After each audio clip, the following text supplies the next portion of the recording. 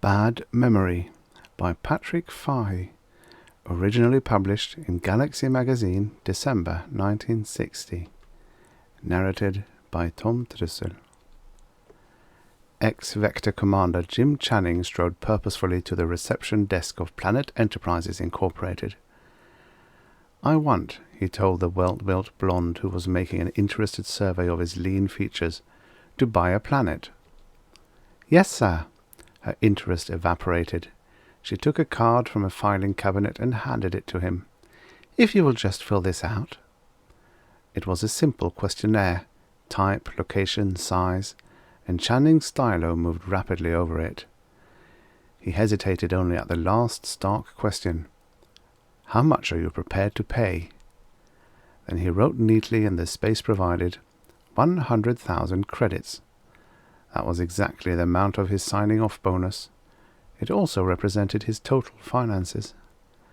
The unimaginative minds that calculated the pay of a red-blooded space officer didn't take into account all the attractive ways of spending it that a rumbustious pioneer vector provided. He gave the blonde the card, and she wrote a name on it. The smile she gave him was altogether impersonal. She liked the look of the big, gangling fellow with space written all over his bronzed face and crinkled blue eyes. But she said, "Will you come this way, please?" The name on the desk identified him as Mr. Folan, and he was a tall, affable man. "I think we can suit you, Commander, Mr. Channing," he said, "though what we have in mind mightn't be quite as large as you wish. Earth-type planets come rather high, you know. Now, if you were to choose a Sirius or a Vega type—" "Thank you, no," Jim said firmly. He had heard too much about the hazards of alien-type planets. "In that case," Mr. Folan said busily, "let's see what we have available." A month later, the doors of the automatic shuttle slid across and admitted Jim Channing to the third planet of Phylox Beta. It also disgorged one spaceboat, a clutter of machinery, 1,000 tons of strawberry plants, and a fully equipped house. While he was still taking in the first glimpse of his future home, the massive doors slammed shut and the giant ship took off smoothly and silently. A moment later it winked into subspace. He was in business. The planet possessed only one sizable island. It could hardly be dignified by the name of continent. The rest was covered by a vast ocean. Still, as Folan had explained, he couldn't really expect anything more, not in the line of an Earth-type anyway, for the money. He spent a week figuring out the remote controls that operated the planting machinery. Once it clanked into operation, it worked entirely on its own. He had only to push a few buttons to send it lumbering in new directions, and the big island steadily took on a resemblance to a huge strawberry patch while Channing fished and lounged in the sun. When the galactic trade agent came, the strawberries were waiting for him, neatly piled into a mountain of gleaming cans. He was a friendly, talkative little man, glad to exercise his tongue again after the lonely months in space. "What are you growing here?" he asked Channing. "Strawberries." The friendly smile disappeared. "Every planet in the galaxy seems to be growing strawberries this year. I can't even give 'em away." "But I thought the Ursa Major colonies—" The little man shook his head. "So does everyone else. There's 1,000,000 tons of strawberries the colonies can't use headed there already. Now if it was upclin seeds—" "Upclin seeds?" The agent looked at him in surprise. "You mean you haven't heard about upclin seeds?" "No, not a thing." "Well, of course, you're a newcomer. It's this new race that's been discovered somewhere in the sack. They're as rich as all get out, and they have a passion for upclin seeds. Trouble is, they can't grow them on local planets, and they're offering fancy prices to anybody that can supply them. I paid 1,000 credits a bushel for them to your next-door neighbor on the 4th planet last week. Got 100 bushels. Channing did a bit of mental arithmetic. 100,000 credits for one crop. Phew! "Could I grow them here?" The agent shook his head. You need plenty of soft marsh and a Jupiter-type atmosphere. Then he had a sudden idea, and he spoke long and seriously to Channing, explaining quite a few things that were new to him. Channing was still considering them, staring thoughtfully at the ground after the little man left. Next day, Channing took off for the nearest subspace center, and a few hours later he was in Mr. Folan's office at Planet Enterprises, gingerly balancing his cap on his knee. Mr. Folan's sleek head nodded as Channing made his points, and when it was finished, the executive pressed a buzzer and called for the file. "You realize, Mr. Channing," he said conversationally as he turned over the pages, "that what you are asking for will be the most expensive undertaking." "I know that," Channing said eagerly, "but upclin seeds are such a surefire proposition that I thought Planet Enterprises might be willing to do the job on a percentage basis." Mr. Folan wrote some figures on the margin of the folder and considered deeply. "Yes," he said at last, "I think it would work out on a 70-30 split." 70-30? Mr. Folan inclined his head graciously. 70% for Planet Enterprises and 30 for yourself." Channing said slowly, "That's a bit steep." In a few brisk words, Mr. Folan showed just why he was an executive of Planet Enterprises Incorporated. He gave Channing the figures for transforming the planet's characteristics to those of Jupiter. He told him what acreage of upclin seeds he could grow and the exact profit to be expected. Channing's share should be about 150,000 credits per crop. Fighting a rearguard battle, Channing said, "Your 350,000 won't look so bad on the balance sheet either." Folan reeled off his figures again with practised glibness. Channing had the sudden suspicion that his proposition wasn't entirely unexpected, but the figures sounded reasonable, and he had to admit that Planet Enterprises was risking a great deal of money. "Then there is the not inconsiderable cost of your own metamorphosis, Mr. Channing," Folan added. "Huh?" said Channing. There followed the most excruciating half-hour of Channing's life. Proposition followed explanation, counter-explanation, and followed counter-proposition. At the end of that time he emerged from the office with a stricken look and a small white card. The blonde receptionist read the look correctly, and definitely and finally crossed him off her list. For a Jube, Dick wasn't at all bad-looking. His 4 legs growing directly from the bottom of the muscular hairy trunk were strong and sturdy, always a mark of handsomeness in a male, for the legs had to take most of the strain of a gravitational pull several times that of Earth. He had 3 flexible tentacles, a thin melon slice for a mouth, but nothing resembling a nose. He didn't need one, since he breathed through a set of gills at the sides of his head. He remembered vaguely that he had once been Jim Channing, an Earthman, but the memory had nearly faded. He had been warned of that he would soon forget he had ever been anything except what he was now, but he had already forgotten the warning. Phinox Beta 3 had changed too, in as great a degree. The wide ocean had become a turgid, soupy mush, covered by the trailing growths of the upclin flowers. The blue skies had turned an angry red, and the sharp wind that rustled the hair on his squat body was almost pure methane. He waddled down to the low disc-shaped skimmer and started the jets. As it pushed its way through the clinging masses of the upclin flowers, he surveyed his crop happily.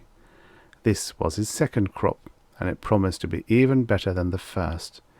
It was going to be a very wealthy buck, he told himself. He could buy... His mind floundered. He didn't know what Jubes longed for, what they sought wealth for.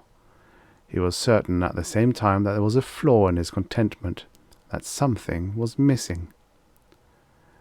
What it was missing dropped from the sky a few days later. It came in a spaceboat, and was his neighbour from Phinox Beta 4.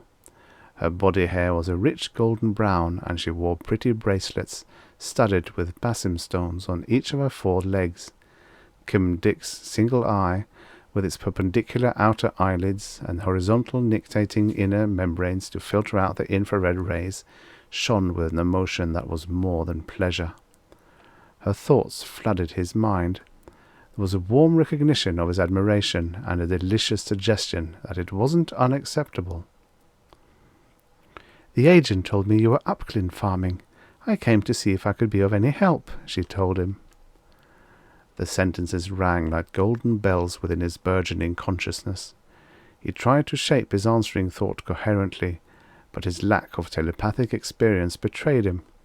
She flinched momentarily beneath the raw, undirected stream of passionate love that overwhelmed her mind. Then an answering wave of shy, tender awareness and acquiescence lathed his senses. Without the clumsy barrier of speech between them, they had scaled in a few pulsating moments the shining heights of love and devotion that human passions sometimes cannot find in a lifetime of searching. Cumduc had never been so happy. They decided to farm the two planets together so they could be with each other always. There was sound economic sense in this. With both of them helping, the output of each planet would be nearly doubled. It meant a huge increase in administrative and paperwork for Cumduc, but he didn't mind that.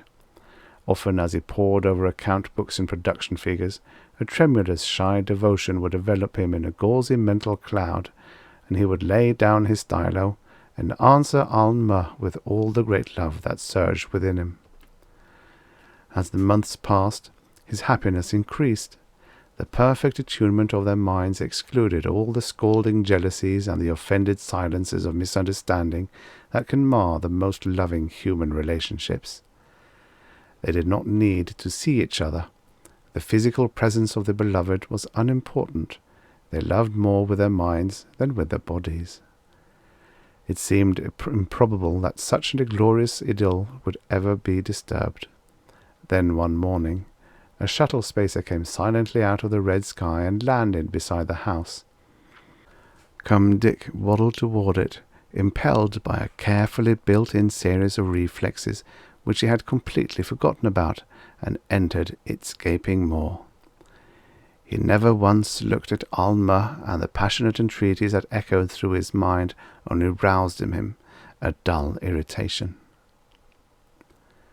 Jim Channing again found himself in Mr. Folan's office.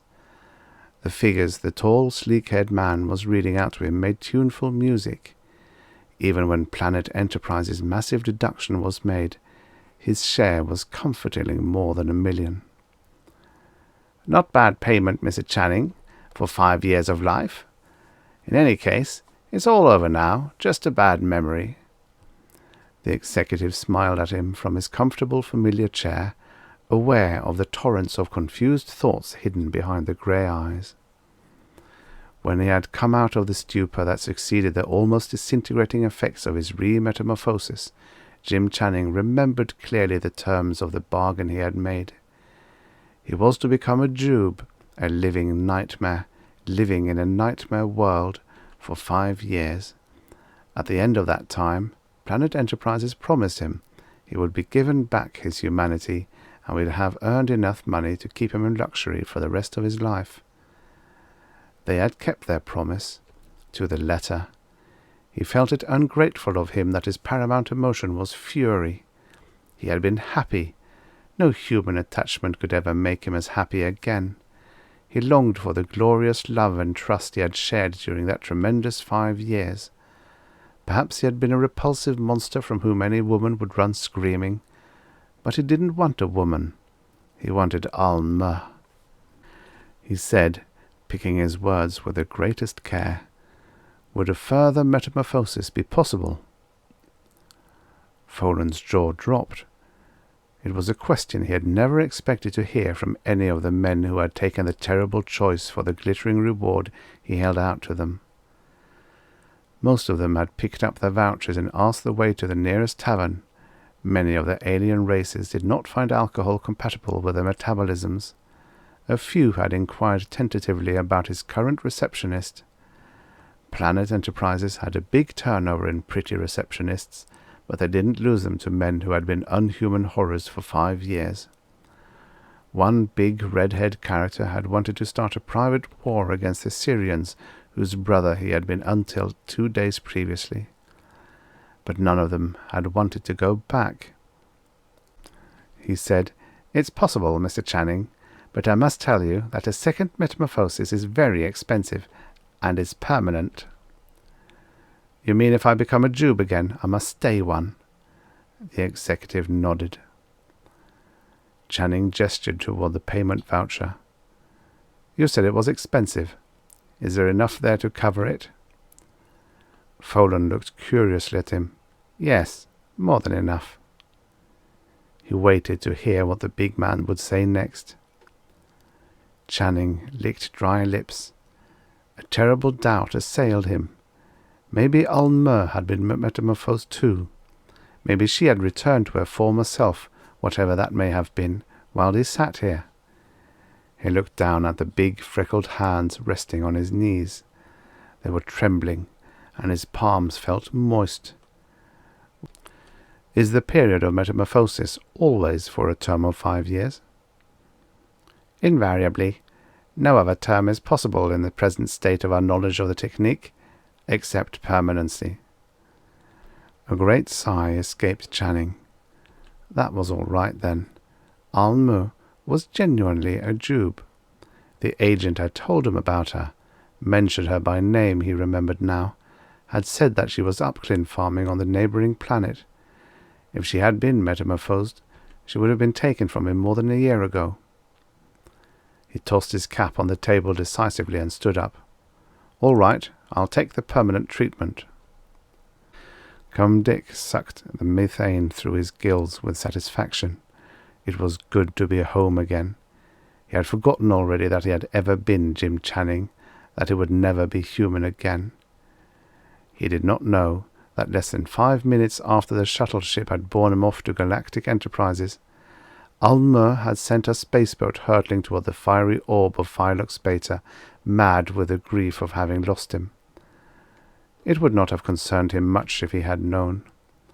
Jubes make tender and devoted lovers, but they are notorious for having exceedingly bad memories.